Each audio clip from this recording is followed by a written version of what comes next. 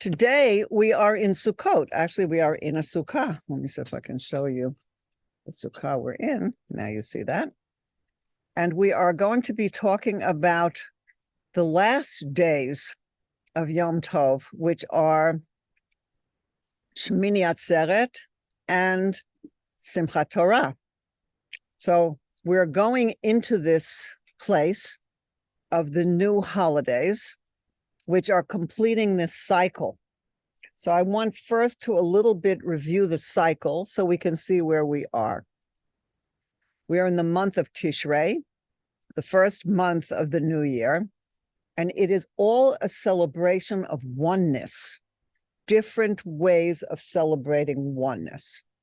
So on Rosh Hashanah, we re-acknowledge God's kingdom, the one God, and God is crowned one above us, the one whose kingdom we accept. So we accept that there is one God above and that we want God, my God should be my God above me, the God who runs the universe, but we are each and all together acknowledging that oneness of God. That begins the 10 days of Teshuvah between Rosh Hashanah and Yom Kippur. And these days are days of Teshuvah, which means returning to who we really are. And who we really are is connected into the one God. So we're returning into who we really are. We give tzedakah, which means we give money or whatever helps other people. So that's another kind of oneness. And tefillah, which is prayer. And we work on returning to our true selves connected to the one God. On Yom Kippur, we forget about ourselves because we're completely connected into the one God. It's like on these days of festival, we say, oh, look, dates, nuts, wonderful things, pomegranates, beautiful things to eat. And we think, what do I like? What would I like to have? But on Yom Kippur, we forget about ourselves. We just go and connect into the one God. And we connect essentially in to who we are through all the levels of soul, going all the way up into the one God.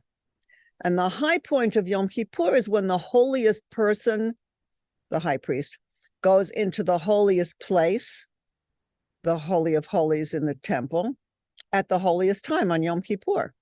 And this was the service that the high priest did. Now, in the Holy of Holies, when we had the Beit HaMikdash, then the high priest would go into the Holy of Holies and offer incense. And this was an offering that rose up to the most inner chamber above the ark where the tablets of the Torah were housed.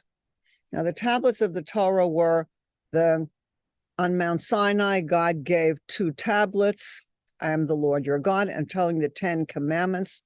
Later on, those were broken by Moses because of the sin of the Jewish people.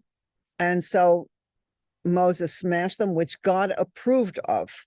And then Moses went back up again, asked for forgiveness for the people, got 2 new tablets, and brought those 2 new tablets down on Yom Kippur. So both of those sets, the whole ones and the older broken ones, were housed in the ark with the cherubs above it of the Holy of Holies. So in that place, the incense rose up way above to the top of the room, and there to that place. Now, we don't have a Kohen Gadol at this time, and we don't have a holy temple. And we each go into the Holy of Holies of our own souls. So we go into that place of our own holiness, of the inner place. Where are we going into? Ultimately into the place where we are essentially connected into to God in the highest aspect of our connection to God.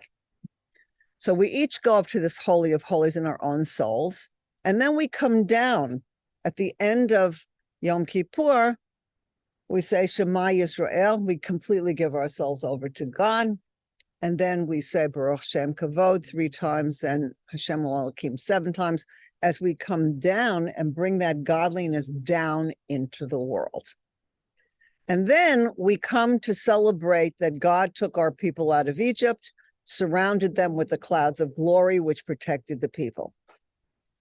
Those clouds of glory are what we are experiencing when we're in the Sukkah. The clouds of glory in the Sukkah are what is represented by the covering of the branches of the palm trees, or whatever trees you have wherever you live. Obviously, in Russia, they don't have palm trees. They use other branches of trees. But we can cover our Sukkah. And surrounded by these coverings, we remember the clouds of glory. That's what we are doing in the Sukkah, connecting to and remembering the clouds of glory. Now, Chassidus says that the incense of the Holy of Holies, the incense that went up, that is coming down to surround us on Sukkot. So what the high priest offered that went all the way up into the holiest place comes down and surrounds us here in the Sukkah. Now, this is a time of union between all the people. So far we've been talking about our connection with the one God, our connection with coming back into who we really are, into our own souls, our connection with bringing the deepest place into connection with God. And now we're talking about a different kind of union, which is all connected, because in the essence of the soul is where we are all one. And so this is a time of union between all the people who can sit in one sukkah, surrounded together in all that we do. So we're surrounded. The sukkah is considered also to be a hug from God. So we're being hugged. There's more to say about that, but we spoke about Sukkot already. We're heading toward Shemini Atzeret. But it's a hug for all of us, and we are all being hugged together. And we welcome each other into our sukkah, which is what we are doing right now. And we're being surrounded and connected in the mitzvot of the sukkah. So whatever we do, here we are right now. What are we doing right now? We are sitting with friends. We are learning. We're eating. Some people are taking notes. It's whatever we are doing that is all surrounded together in a unity. So we're all in this unity. And we also have the lulav and esrog. Our oneness is experienced. Our uniqueness also is tied together in the lulav and etrog, which we spoke about last time we spoke about Sukkot, which we shake in all the directions. So what are we doing when we're shaking it? We're bringing the holiness from above. Remember, we've been connecting above. We're bringing it down into the dwelling place where we recognize that it's the one God who surrounds and protects us, each of us and all of us. In a certain way, the lulav and etrog are like a holy antenna that is bringing us from above to below, bringing the holiness down, and we're connecting it. The complete essence of the holiness above is where we are in God. But God wants us to know the holiness of God here, where we are. So remember we said the clouds of glory are coming down, the incense is coming down and surrounding us and hugging us, and we're together, but we're also bringing it down in shaking the lulav and etrog. Now, the Sukkot, this holiday is called the season of our rejoicing. And the festival of Sukkot lasts for 7 days. And it's on the last day of Sukkot that there is also a custom that many people have to sit in the Sukkah late in the day. So on the last day of Sukkot, many people do this. I do this. I go into the Sukkah with a cup of tea, and after that, we're not going to say the bracha on the sukkah anymore. And we're going to, So it used to be very hard for me to feel like I'm leaving the sukkah until I learned that what we're doing at that time is bringing the sukkah into us. Mm. So the holiness of the sukkah is coming into me and into each of us. So that holiness that we wanted to bring from above is coming down and in so that we can take it into ourselves, live with that holiness, and obviously take it further. So then it doesn't feel like we're leaving the sukkah. It feels like we're just bringing the sukkah in. Now, so instead of remaining a once-a-year experience, the holidays need to become part of our integral nature and daily existence. So that means this is the beginning of the year. These holidays are not, well, that was nice. These holidays are connecting us into oneness with God, oneness with ourselves, oneness with each other. And we're going to talk about oneness with the Torah, which is what's going to come in this holiday that we're going into in a couple of days. But all of this oneness and all of this connection needs to be brought into who we are, and we need to bring it out into our lives. So we need to live with all of this. It's not just, this was a nice holiday, bye. It's that we are taking it into us and taking it with us. Now, this 7-day festival of Sukkot is followed by an Atzeret. It's a day in which our joy with the essence of the Torah reaches its peak and is immediately applied to the cycle of our year-round lives. So what is Shemini Atzeret and what is Simchat Torah? Now, on the 8th day, and I want to mention in Israel, it's 1 day. The people who live in Israel keep 1 day, and we outside of the land of Israel keep 2 days. So we call it Shemini Atzeret on the 1st day and Simchat Torah on the 2nd day. But they call it Shemini Atzeret, but they do what they do on Simchat Torah on the same day. So they do it on 1 day. It's just important to know that. So this is a day in which our joy with the essence of the Torah reaches its peak and is applied to the cycle of the year, our year-round lives. So here we are at this 8th day, which in our case will be days 8 and 9. And Shemini Atzeret, the day after the 7th day of Sukkot, the 22nd of the month of Tishrei, is a somewhat mysterious holiday. What is this Jewish holiday? In some ways, Shemini Atzeret is considered as part of Sukkot, because it's like when we talk about the prayers, we talk about Sukkot, and in a certain way, we are all in Sukkot. But this last day or two outside of the land of Israel is something that's very special. Now, the Torah tells that after Sukkot, so we need to know that on Sukkot, all the nations of the world, Jews and non-Jews, came to the temple and offered sacrifices, and they celebrated. Everybody in the world celebrated in Sukkot. It's a harvest festival, and it's a time to go up and connect to the one God. And people of the whole world did this. And that's Sukkot. But it says in Leviticus 23:36 that God makes a special request of the Jewish people.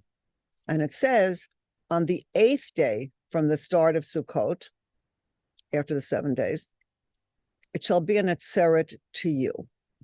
So what is this? Rashi says that Atzeret literally means holding back. And what is this holding back? And the example that's given is that it's a kind of holding back that is of affection. Like a father would say to his children who are departing him. Obviously, God is the father, we're the children. Your departure is difficult for me. For God, it's difficult. Please stay with me for just one more day. So after all the nations have gone home, God is asking the Jewish people to hold back for one more day of celebration. This is Shemini Atzeret. And the Kabbalists have a different understanding. They compare Shemini Atzeret to the intimacy of husband and wife in consummation of their wedding. All of Tishrei is looked at as a wedding and a connection between God and our people. So what happens at the end of a wedding? So everyone who has made weddings or has had weddings with close people knows this. The celebratory feast has come to an end. The guests and relatives have returned home. Just a moment. Just at that moment when the bride and groom are getting ready to go to where they're going to be for their intimacy together, where sometimes it's a hotel, sometimes it's a place they're going to live in. But before that, what we see is the parents stay till the end. They want to make sure their children get off safely. The brothers and sisters, they don't want to leave. It's like we're part of this. The guests, they have celebrated and enjoyed, and they go home. And many family members, in other words, people come, they celebrate, they eat, they dance, they enjoy, mazal tov, and then they leave. But the closest of the closest, like the father says to his children, oh, don't leave yet. Very often there are extra pictures that are taken at that time, not the pictures how everybody looks so finished and ready to begin, but the huggy pictures come at the end. And then what happens is that everybody goes and the parents make sure that the groom and the bride, which is a metaphysical metaphor for God and the Jewish people, are left to enjoy an intimate moment wherever they will go for the first time together alone. And I just have to add that marriage is considered to be the union of man, woman, and God. So God doesn't go home. Even the parents go home, but God doesn't go home, and God goes with the couple, and the union is a union with God. So the mystics considered Shemini Atzeret to be the crowning moment of this holiday-filled month of Tishrei, where we can experience the highest joy and closeness to God. So Shemini Atzeret is the highest day, even though many people, we go out of the sukkah. On the last 2 days, some people sit in the sukkah on the first of those days, even though there's no special blessings for the sukkah, but other people have already left the sukkah. It's a different holiday, but it's the highest holiday. So we're going forward. We're not stopping. We're going forward. On this day, the awareness of our unity that began infiltrating our consciousness on Rosh Hashanah, intensified on Yom Kippur, was expressed tangibly through the Sukkot, is meant to penetrate our hearts to the point that it becomes part of us, that these holidays become internalized and integrated fully into who we are and expressed in all that we say and do. Now, at the height of our celebration of our special, intimate relationship with God, we also realize and recognize that this relationship is what binds us as a people. We also recognize the great value that every one of us brings to God's vision for the world. We have to know that God has a vision for the world. God wants to be known in the world. And even though there are celebrations that we have together and mitzvot that we each do, but each of us has our special part in God's vision. We need to know that. And that's part of our uniqueness, that everyone has to be part of our purpose in the world. And our unique personalities and challenges give us opportunities to connect with God and contribute to the world in a way that other people can't. So each of us, through our own experiences, learn things and grow and become that. All that is meant to be. The situations that God gives us are meant to help us grow and go further so that we can contribute to the world in a way that other people can't. We recognize that every person is given a portion in the world to make that place shine, a dark corner of the world to bring light into. And we recognize that everyone of us is precious and important to the eyes of God. So on Shemini Atzeret, we express our unity through an experiential, concrete act that encompasses our entire being from our head to our feet. So what do we do on Shemini Atzeret and Simchat Torah what is the action that we take? We dance. We dance. We do it through the act of dancing, and more specifically, many people dance in a circle. And this is customary. It's a Jewish custom to dance in a circle. And a circle is not about progress or achievement. It's not about, oh, look at how she does it. Look how she does it. Oh, wow. No, when we're together in a circle, it's about harmony and togetherness. In a circle, we don't put ourselves or other people into a hierarchy. We're not saying, oh, look how you can dance. We're in a circle together. We're all just doing this together. In a circle, we recognize there's no such thing as higher or lower. And there's no such thing as more important or less important, because everything that everyone does is really essential. And we have different gifts, different challenges, but we all share the same soul root, mission, and destiny. In a circle, we're all equidistant from the center, from the creator and the source of life. And we have to know that God is equally accessible to every person. That's really important to know that sometimes people think, well, he knows a lot, she knows a lot, who am I? But whoever wants to talk to God, God is here. Whoever wants to know that we're in God's presence, we are in God's presence. We are in God's presence, whether we know it or not. So everyone needs to know that. When we are in a circle, we can see the face of every single person, the part of them that expresses their innermost self, because face shows what's on the inside.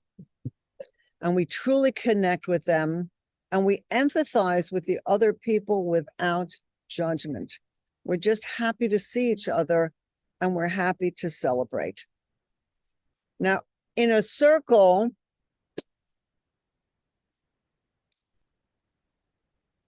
the point is that every person has their own gifts and situations, and we should utilize our gifts for doing what we're in the world to do and appreciate other people's gifts. We have to appreciate other people for who they are. We have to be happy for their joy. That's very important.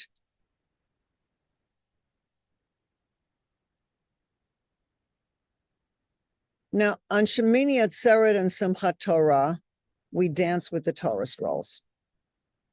And it's said that the Torah scrolls want to dance, but they need feet. So what's going to happen if they need feet and they want to dance? So we take the Torah scrolls out and dance with them. We don't open the scrolls at this time. We take out the Torah scroll as it is covered with its crown, and we take that out and we dance with this. So we're dancing with the whole Torah. Now, why is this different than learning the Torah as we usually do? On Shemini Atzeret, which is connected to Simchat Torah in Israel on the same day, we're connecting to the author of the Torah, the one God whose Torah it is, who dictated this through Moses, and we're connecting with the author of the Torah, the one God. It says God placed himself in the Torah. So when we're holding the Torah, we're holding God. Now, like on Yom Kippur, this holiday brings us beyond ourselves. Whether we ourselves hold a Torah scroll, or whether we dance or give a kiss to the scroll as it comes near us, or we see other people dancing, whatever it is, when we're dancing, wherever we are standing, we become one with the Torah, with the author of the Torah. And the Torah is the unconditional bond between a person and God. God gives us his Torah and we're connected. So when we're dancing with or around or near the Torah scroll, we connect with the author of the Torah and we experience the greatest joy. We're still in the time of our joy. In Sukkot, we do it this way. In Simchat Torah, we do it that way. But it's a time of great, great joy, dancing with God, God's Torah. And at this time, we don't measure ourselves by how much learning we can do, by our intellectual grasp of the Torah. Instead, we feel a living covenant and an eternal bond with the infinite. So we are holding this Torah or looking at this Torah, feeling connected to this Torah and feeling our infinite bond. Now, the previous Lubavitcher Rebbe said in the name of his father, the Rebbe Rashab, this is really important. The 48 hours of Shemini Atzeret and Simchat Torah must be held very precious. For at that moment, one can draw pails full and barrels full of treasures, both materially and spiritually. And this is accomplished through dancing. So when the ark is opened and the Torah scrolls come out, we can pray for whatever we want, whatever will bring us to accomplish our godly purpose in the world. I remember the Rebbitzin in my shul, we sit next to each other. When the ark would open, she had a daughter who was getting older, as they say, and she wasn't married. And she would just start to pray that her daughter should get married, which she did, Baruch Hashem. But it's a time that anybody can pray for anything. And also while the Torah scrolls are out, we can pray for whatever we want. And the previous Lubavitcher Rebbe says it has to be precious to us. We can draw pails full and barrels full of treasures. So we have to ask ourselves, what is it that will help us to serve God better? Health, wealth, peace with our family, shalom bayit, children, whatever it is that we need, good shidduchim, whatever it is that we feel would make a difference, world peace, Mashiach. It is a time to pray for whatever we want or need, because this is the time it's just coming out. The blessings, the prayers are coming out. So here we are at this time connected to the one God and the one Torah. And we are living with celebrating the Torah. Now, on the day of Simchat Torah, so this is what we have outside of the land of Israel as the second day of this holiday, Shemini Atzeret Simchat Torah, but this is done in Israel on the same day. After we have prayed and danced, we take the Torah scrolls out and open them and read from them. So this is what we're doing later in the day on this last day of the holiday. So we're reading the last parsha of the Torah for the year. We're reading Vizot HaBracha. We're reading this last parsha now, but it's going to be completed in Israel this year on Shabbat, and in this year outside of land of Israel on Sunday, on Yom Rishon. So this parsha, what happens in this parsha, which is the last parsha of the Torah? Remember, we begin in Bereshit in the beginning, and we end with Zot HaBracha. This parsha, before Moses passes away, he blesses each tribe. What is he giving as blessings? He's strengthening their unique potentials to prepare them for their purpose. Remember, we were saying every person has different potentials. Every person is different. So he was blessing them so they should be able to have their strengths to do their part. Then God shows Moses a vision of the Holy Land. He shows him, he takes him up to the mountain and says, look here, look here, look here, to see the whole land. Remember, he was the greatest prophet that ever lived and ever will live. And then we realize that everything that Moses did, he did for the good of the people. Even when he broke the first tablets after the sin of the golden calf, which God approved of, he did it, and the last words are, in the view of all Israel. The last word is Israel. That's the last words of the parsha. So this parsha is read, and it ends with, in view of all Israel. Then this Torah scroll is closed. If there's another one, another Torah scroll is open, and we begin to read Parsha Bereshit in the beginning, which is the beginning of the new reading of the Torah for the year, telling of God's creation in the world as we begin learning the Torah during the new year. So on this day, we come to the end of the cycle of reading the Torah for the year, and we begin the new cycle of the learning. And I just want to mention that the last word, Israel, ends with the letter Lamed. Yisrael, the last letter is Lamed. And so we have the end of the Torah ends with a Lamed. The first word, Bereshit, begins with a Beit.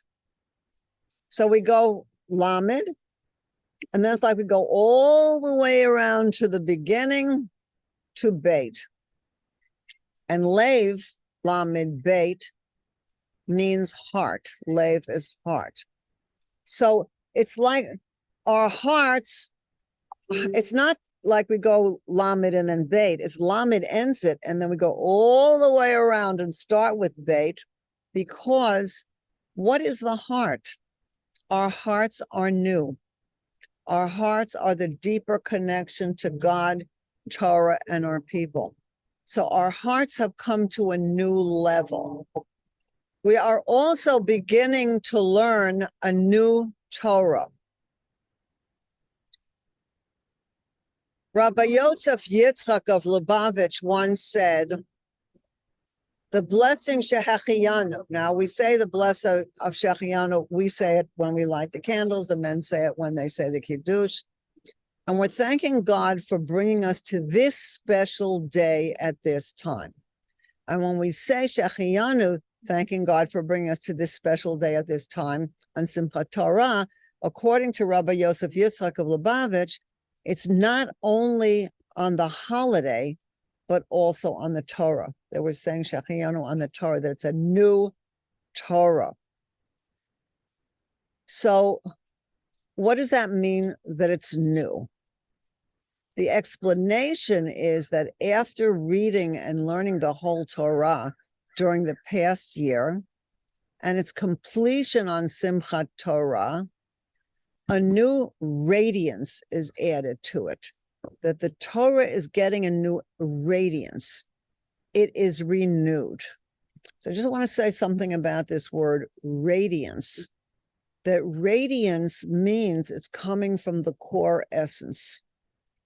That God is sending down a new, from God, there is a new level of light coming from the inside and going down into the Torah.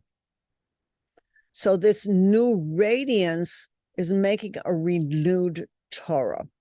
And as we begin to learn anew, which is our custom that we go from the end to the beginning and we begin again, we are learning a new Torah, a higher Torah.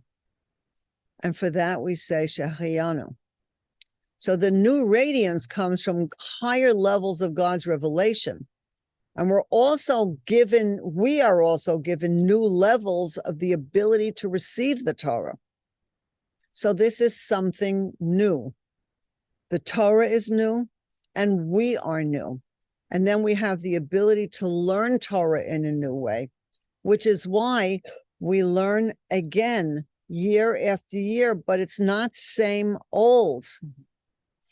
So interesting that when you see your children or your grandchildren, your friends' children growing up, so you didn't see them for a year. So yes, yeah, I'm going to see her again. That's so nice.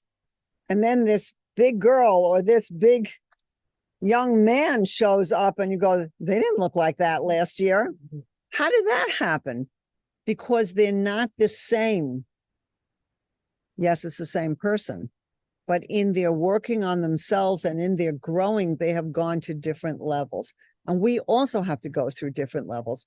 And God is showing us a Torah that is awakening us to different levels of who we are by showing us different levels of Torah.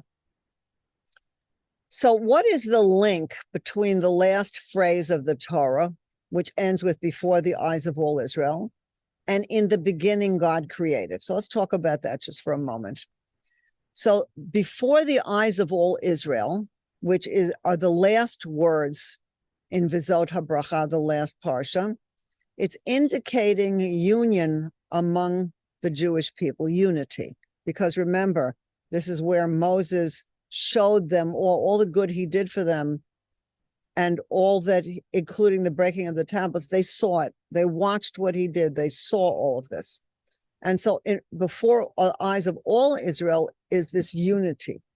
And the true way to achieve this unity is to constantly remember that. And how does the next parsha begin? The first parsha, in the beginning, God created. So all the way through to the end, and wherever we are, we need to remember that in the beginning, God created. All human matters, whether spiritual, because God created the heavens, or the physical, the earth, they come from the creator and controller of the world, because he is the one who gives you the power to obtain wealth. That's what it says. So in other words, how can we have oneness? By recognizing that God is here and that everything is coming from God, whatever it is. So a person who recognizes and senses that nothing comes from itself, but rather from God, that person will not see himself as a separate existence, but as part of all Israel. So we need to remember that God is the one that is creating everything, and that we are together. And it's very interesting. This is a whole concept in itself, that we all are connected in the oneness. All of Tishrei is about oneness. And yet, God, in a certain way, hides himself because he wants us to find him. And in that place of that hiddenness, what happens is that people feel themselves as separate. But that's not what we are supposed to be doing. We're supposed to keep remembering that everything is coming from God, that we come from God, and remembering that we're always connected into God and we're all connected in together. So our separateness is not supposed to be seen as a separateness away from God, but as a unique opportunity to utilize our talents, our unique talents, for what we're here to do. So that's the work, to keep connecting into that we're coming from one God and God is in charge. Does it take work? It does. because sometimes we definitely feel separate, and we have to keep reconnecting into God, into who we really are, into unity. The explanation of in the beginning God created, according to Chassidut, that's the beginning that we're beginning again with Bereshit. In the beginning, this means for how do we relate to it? In the beginning of our divine service, God created. What does it mean God created? To reveal the godliness hidden in creation. This whole world is filled with godliness, but we have to find it. It's like looking for the good. We have to look for the good. So that's our work, to reveal godliness hidden in creation. And what did God create? The heavens and the earth. That means we have to reveal the life force that gives life to each created things. I watched something very beautiful that said that how should we relate to our children? As souls, not as, oh, you left the dishes in the kitchen again. Can't you put anything away? But to relate to them as souls, to relate to their holiness. And then we see we're connecting to them in who they really, really are, into their oneness. So how do we do this? Through before the eyes of all Israel.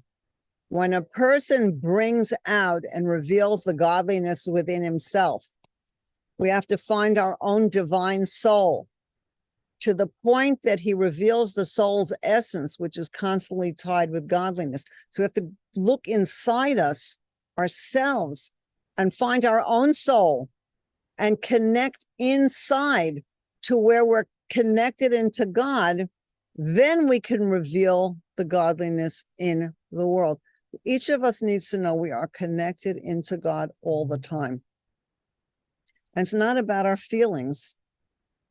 It's not about our feelings. It's about who we really are. And people have a habit very often of looking at themselves on the outside. I have somebody that I called one time, a young woman who's a relative. And I said, how are you? And her answer was fat. Not fat. Now, obviously, she was looking at herself from the most outer place she could look at herself. She wasn't even looking at herself. She was looking at how she thinks other people look at her. She wasn't even looking at herself. She was just looking at how do other people see her. And I said, let's try this again. How are you? That's not who you are. How are you? And this is a person who really works on herself and grows and is really in good shape in many ways. And this is something that we need to do, not look at ourselves like the most outer place of who we are, not look at ourselves like we think other people maybe look at us, which they do or they don't, but to come inside ourselves and recognize I am a soul. I'm connected deeply, deeply into God. And that's who I really am. When we do this, we're able to find the innerness of ourselves, and then we could reveal the godliness in the world. Then we could look at other people and see their soul connection. That's what it means. Look somebody in the eyes, not just look at, something very outer, but look at who they really are. Now, on this time, we've been talking about dancing with the Torah scrolls. We're talking about praying and asking God for everything we want and need. We're talking about not having hierarchy, but celebrating together. Then we're talking about completing the Torah and beginning the Torah and recognizing that we need to keep our inner connection with God and look for godliness in the world, because that's what we're here for. On Shemini Atzeret, we say a special prayer for rain, which is symbolic of bringing potential into actual, because the waters that God can give us as a gift then come down into the world, and we're praying for rain. And this too is our objective on Shemini Atzeret, to allow the central high holiday theme of Jewish unity to be tangibly and practically expressed in our attitude and behavior, that we're trying to bring all that we brought from all of Tishrei down into who we actually are in our actual connection to God, the Torah, and to our people. So we need to be really connected, and that's the work. At the end of the holiday, there's a connection, a custom to say, V'Yaakov halach ledarko, and Jacob went on his way. Because what happened at the temple at the end of the holidays was that people started to go home. So we take all the preciousness of these holy days, of our work, our celebration, our ultimate connection, as well as all the connection we have felt with each other, and we bring them back with us to unpack them throughout the year, to unpack them through our own journeys on the year. Because when we go, sometimes people travel someplace and they have a custom to buy something or a couple of things that are special that they would like to take home with them. And they travel home and they take it out. Maybe they hang it on the wall, or if it's a scarf, they wear it, whatever it is. And they enjoy it, and it reminds them of where they have come from and the joy and the pleasure of that time. So these joyful and profound holidays come with us and become unpacked during the year, and they live within us, integrated and ready to actualize as we go into our new year. So may everyone have a wonderful, wonderful, joyful Yom Tov, full of celebration. May all the prayers be answered. May we dance and enjoy and bring the Torah into us. And may we have a wonderful, blessed, healthy year. All the blessings, materially and spiritually, Mashiach revealed now. A year of love and joy. The protection of the divine clouds of glory should surround us always, and we should be blessed all the way through. So, Chag Sameach.